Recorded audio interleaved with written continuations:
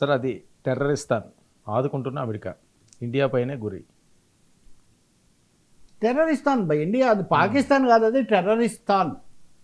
ఎప్పటికీ అది టెర్రరిస్ట్ యాక్టివిటీని అది ఎంకరేజ్ చేస్తుంటుంది అని ఐక్యరాజ్య సమితి వేదికగా భారతదేశం ఈ సమాధానం ఇచ్చింది. పాకిస్తాన్ మంత్రి రకరకాల ఆరోపణలు చేసిన తర్వాత భారతదేశం రైట్ టు రిప్లై ఉపయోగించుకొని మా దేశంలో పహల్గామ్ దగ్గర నుంచి ఇవన్నీ చేసింది పాకిస్తాన్.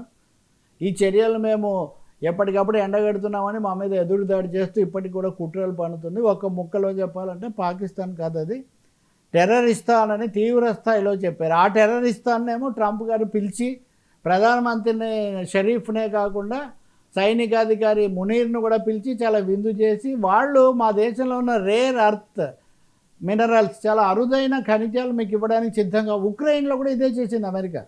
విదేశాంగ విధానంకి సంబంధించి చాలా నోట్ దిస్ పాయింట్ అనమాట. ఉక్రెయిన్ మీద ఒత్తిడి చేసి ఏ విధంగా రేర్ మెటీరియల్స్ తీసుకున్నారో పాకిస్తాన్ కూడా వాటిని ఇస్తానందంట. పాకిస్తాన్ అలా ఇస్తానన్న తర్వాత చైనా కూడా ఇది మింగుడు పడట్లేదు. నువ్వు వెళ్ళి పాకిస్తాన్కి ఇస్తే ఎట్లా, చైనా అమెరికాకి ఇస్తే ఎట్లా అని వాళ్ళు కూడా ఆగ్రహిస్తున్నారు. కానీ ఈ మధ్యలో మనకు వర్మ ముఖ్యమైన అంశం ఏమంటే, అమెరికా వాణిజ్య కార్యదర్శి, వాడి పేరు లుకుటున్. ఈ లుకుటున్ అనేవాడు ఒక భయంకరమైన ప్రకటన చేశాడు. ఇండియా అన్నది చాలా ప్రమాదకరం, మాకు సంబంధించినంత వరకు స్విట్జర్లాండ్, ఇండియా, బ్రెజిల్ ఇలాంటి దేశాలను మేము ఫిక్స్ చేస్తే తప్ప అమెరికా ప్రయోజనం, ఎవరెవరైతే అమెరికాకు అనుకూలంగా వ్యవహరించారో, అమెరికా ప్రయోజనాలకు నష్టం కలిగిస్తారో, ఇండియా రష్యా దగ్గర చమురు కొన్నట్టుగా వాళ్ళు సొంతంగా వెళ్తారో వాళ్ళ మీద మేము చర్య తీసుకుంటాము.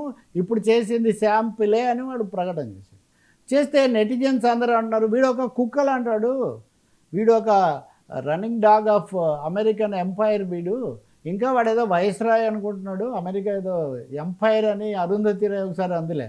సో వాడికి ఈ కుక్క లాంటి వాడిని మనం ఏం పట్టించుకోకూడదు. కానీ చాలా ప్రమాదకరమైన మాటలు మటుకు మాట్లాడుతున్నాడు. అతను ఖచ్చితంగా ట్రంప్ మనిషి, ట్రంప్ తరఫునే ఈ మాటలు మాట్లాడుతున్నాడు.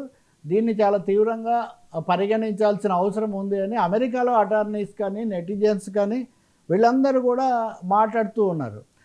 ఇంకోటి కూడా మాట్లాడాడు అతను, ఏ విధంగా భారతదేశంలో అయితే మా కారును తినరా మీ పిల్లలు అన్నట్టే మనమేం వాళ్ళకి డబ్బులు ఇస్తాం, 140 కోట్ల మందిలో ఒక ఇది కూడా తినరు మన కారు పాపు అని అన్నాడు వాడు. ఇప్పుడు స్విట్జర్లాండ్లో కూడా అదే అన్నారు. సో కొన్ని దేశాలను ప్రత్యేకించి టార్గెట్ చేస్తుంది నిలదొక్కునే వాటిని, అందుకనే మరింత ఇంకా గట్టిగా ఎదుర్కోవాలి. అందుకనే ఐక్యరాజ్య సమితిలో భారతదేశం తరఫున జైశంకర్ మాట్లాడిన దాంట్లో మొదటిసారిగా వర్ధమాన్ దేశాలు, దక్షిణ సౌత్ అంటారు కదా, నార్త్ సౌత్ తరఫున గట్టిగా నిలబడాలనే స్పిరిట్ చాలా ఎక్కువగా కనపడింది. అమెరికా స్ట్రెస్ తగ్గింది, అమెరికా వైపే చూడడం అనేది తగ్గిందని ఈరోజు విదేశాంగ విధాన నిపుణులు కూడా రాస్తున్నారు. But one thing is very clear, American fox is trying to fix India అని ఆ మాట స్పష్టంగా చెప్తున్నప్పుడు ఎలా జాగ్రత్త పడాలి అన్నది మనం చూసుకోవాలి. టెర్రరిస్తాన్ ఒకవైపు.